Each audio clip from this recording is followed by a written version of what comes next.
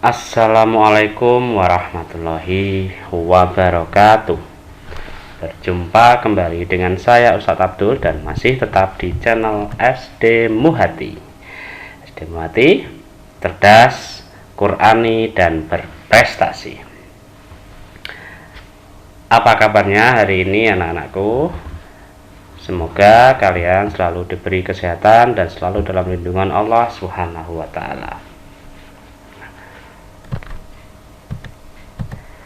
Untuk pertemuan kali ini nanti kita akan belajar tematik tema 2, subtema 2 pada pembelajaran yang kedua. Sebelum kita mulai pembelajaran hari ini, marilah kita berdoa terlebih dahulu supaya pembelajaran hari ini dapat berjalan dengan lancar. Berdoa dipersilahkan. Selesai. Pokok bahasan pada pembelajaran hari ini yaitu yang pertama, menggali informasi dari teks bacaan. Yang kedua, nanti kita akan membahas penyakit pada organ pernapasan manusia. Dan yang ketiga, kita akan membahas tentang properti sebuah tari. Kita masuk pada pokok bahasan pertama, yakni literasi. Pagi itu udara terasa dingin. Di sebelah rumah Edo tinggal kakek Husin. Kakek Husin mengidap penyakit asma. Saat udara dingin, kakek Husin akan merasa kesulitan bernapas. Kakek Husin biasanya akan segera menyemprotkan obat di dalam botol spray. Obat itu disemprotkan ke dalam tenggorokannya. Tak lama setelah itu, kakek Husin akan dapat bernafas lagi dengan lega. Asma merupakan penyakit penyumbatan saluran pernapasan yang disebabkan oleh alergi. Pencetus alergi misalnya udara dingin, rambut, bulu, kotoran, debu, atau tekanan psikologi. Gejala awal penyakit asma berupa yang pertama, batuk terutama pada malam atau dini hari. Yang kedua, sesak napas. Yang ketiga, napas berbunyi yang terdengar jika pasien menghembuskan nafasnya.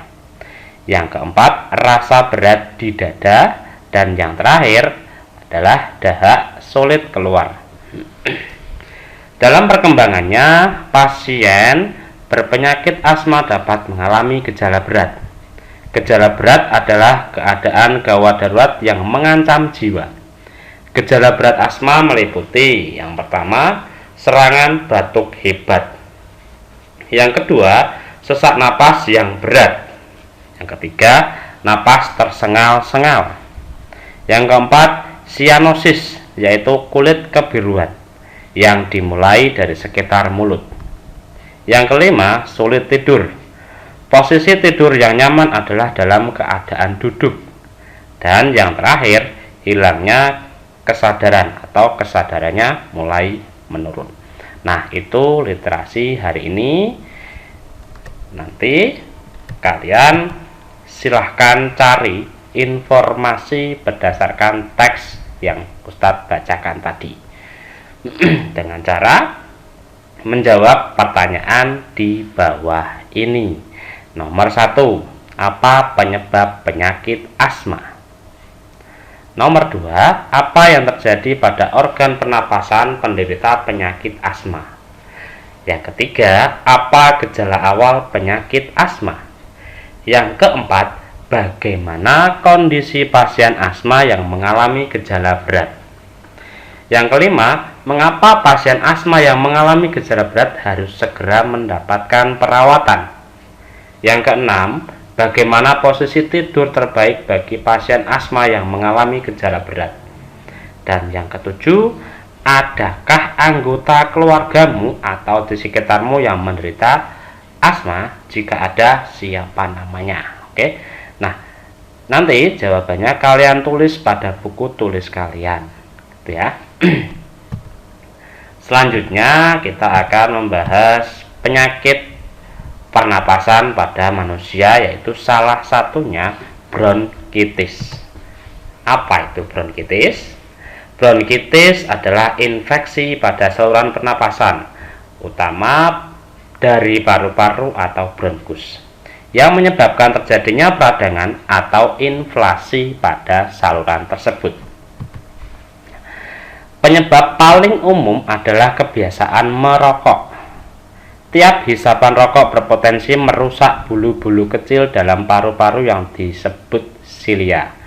Rambut silia berfungsi menghalau atau menyapu keluar debu, iritasi, dan mukosa atau lendir yang berlebihan, sehingga kotoran tidak dapat dibuang dengan normal. Lendir dan kotoran yang menumpuk di paru-paru membuat sistem pernapasan menjadi lebih rentan terserang infeksi. Nah, ini adalah gambar bronkus yang normal dan bronkus yang sakit. Terlihat pada gambar tersebut bronkus normal terlihat lebih bagus.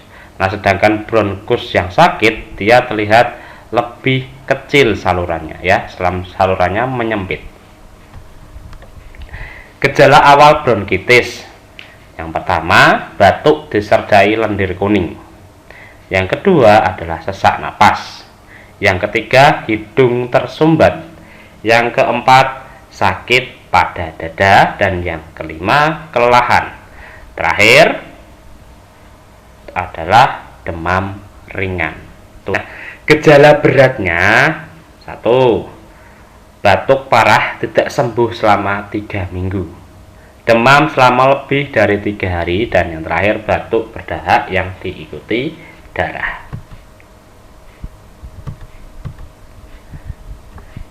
Banyak tarian ditarikan menggunakan properti. Salah satu jenis tari menggunakan properti adalah tari topeng. Sesuai namanya, penari tari topeng menggunakan topeng. Gambar berikut akan menunjukkan salah satu contoh tari topeng. Nah, itu adalah topeng yang dipakai oleh penari.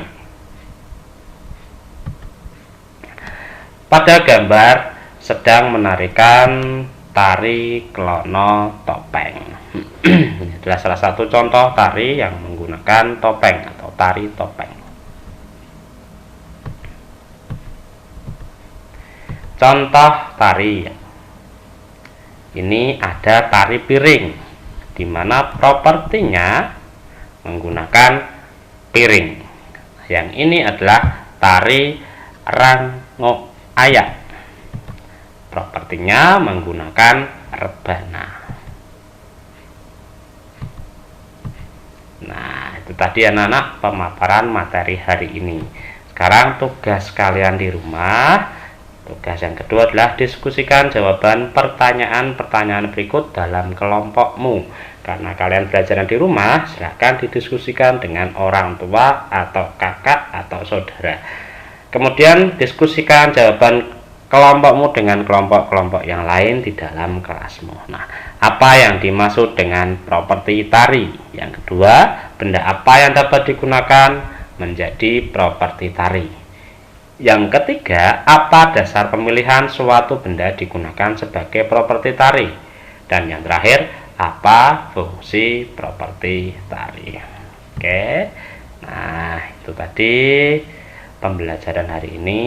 Semoga sedikit dari Ustadz ini dapat bermanfaat untuk kalian. Akhirul kalam, wassalamualaikum warahmatullahi wabarakatuh.